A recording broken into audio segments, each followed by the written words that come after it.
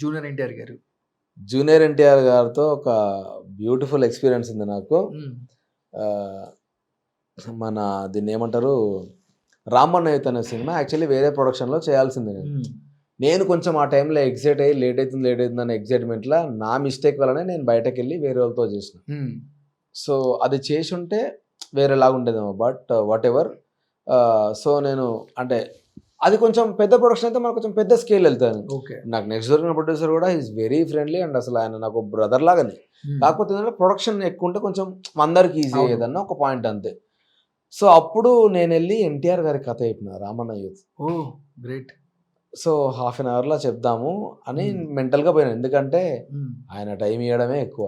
నేను వెళ్ళి నా కథ చెప్పడం ఏంద్రా బాబు, ఆయన ఫేస్ టు ఫేస్ ఇట్లా కూర్చొని చెప్పిన నా కథ. సార్ అంటే ఏ అబ్బాయి అన్నాడు, నువ్వు డైరెక్షన్ ఎప్పుడు వచ్చినావు అన్నాడు. లేదు సార్ ఎట్లా చేస్తున్నా, కూర్చో అన్నాడు. కూర్చున్నాము, వాళ్ళ ఇంటికి వెళ్ళి కూర్చొని మాట్లాడినా, కథ చెప్పినా, మొత్తం విన్నాడు అన్న. హాఫ్ అన్ అవర్లో రపారప్ చేసేద్దాం, ఇలా టైం ఉండదు డిస్టర్బ్ చేయడం ఎందుకనుకున్నా. నేను స్టార్ట్ చేస్తే ఆపను, గంటన్నర 2 గంటలు అయిపోయిన కథ. అట్లే కూర్చున్నాడు మొత్తం విన్నాడు.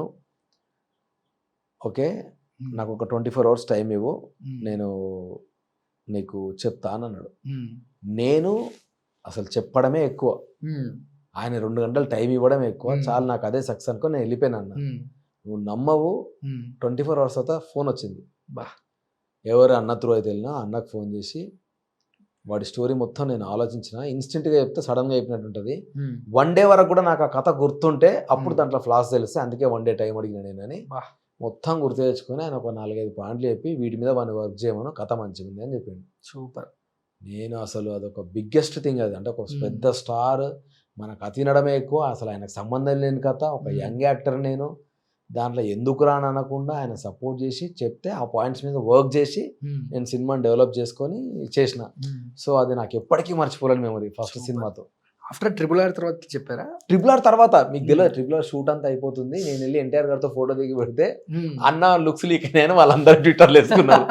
నన్ను ఎవరు తిడతారా అని భయం అయింది నాకు. అంటే నేను ఎక్స్పెక్ట్ చేయలేదు, కలిసిన ఎక్సైట్మెంట్లో కథ అయిపోయినా సెల్ఫీ దిగి ఫోటో పెట్టినా. సో అన్నది RRR లుక్ అని వాళ్ళందరూ ట్వీట్లు వేసుకున్నారు. సో నన్ను ఎవరు తిట్టలేదు, బట్ నేను ఫీల్ అయ్యాను, ఎందుకంటే మనకు తెలుసు కదా లుక్స్ ఎంత ఇంపార్టెంట్ అని. నాకు భయం అయింది ఒక సెకండ్, అదే మరీ అన్ని ఆలోచించకుండా పెట్టిందేమో, సినిమా లుక్స్ అంత ఈజీగా బయటకు వెళ్ళకూడదు కదా. సో అట్లా, కానీ లక్కీలీ ఎవరు ఏమనలేదు. కానీ ఎన్టీఆర్ గారికి చెప్పాలని ఎందుకు అనిపించింది అంటే అన్న ఎవరైతే ఎవరితో ప్రొడ్యూస్ చేద్దాం అనుకున్నానో అన్న ఒకసారి చెప్పిద్దాం మనకి, తన జడ్జిమెంట్ నాకు చాలా ఇష్టం అని అంటే, ఇంటడా అన్న అసలు, అంటే నీకెందుకు, నేను తీసుకెళ్తా కదా అని తీసుకెళ్ళాను. Thanks to him and thanks to NTR గారు. బిగ్ మెమొరీ అనుకోవచ్చు. చాలా పెద్ద మెమొరీ అన్న, అది చాలా పెద్ద మెమొరీ. అంటే ఒక స్టార్కి మనం వెళ్ళి మన కథ చెప్పడం ఏందన్న, అసలు భయపడడం జరిగింది చెప్పేటప్పుడు, అంటే షివరింగ్. ఆయనతో FTF కూర్చున్నాం, స్టార్ట్ చేసినప్పుడు భయపడలే, స్టార్ట్ చేసేంత వరకు ప్యానిక్ అయినా. అంటే ఎట్లా స్టార్ట్ చేయాలి. నేను ఒక్కసారి చెప్పడం స్టార్ట్ చేసిన అనుకో, ఇక మర్చిపోతా ఎవరితో చెప్తున్నాను. నేను చెప్పాలనుకుంది మొత్తం చెప్పేస్తా, అంటిల్ అండ్ అన్లెస్ వాళ్ళు చాలు ఆపు అంటే తప్ప. పేషెన్స్ ఎక్కువ ఉంటుంది, చాలా పేషెన్సీ. విని అసలు చూడన్నా, అంటే కొత్తోడు, వీనికి సపోర్ట్ చేయాలా, వీడికి నా పాయింట్ ఏది చెప్పినా వాడు కొంచెం హెల్ప్ అవుతుంది అని అనుకుంటానే కదా.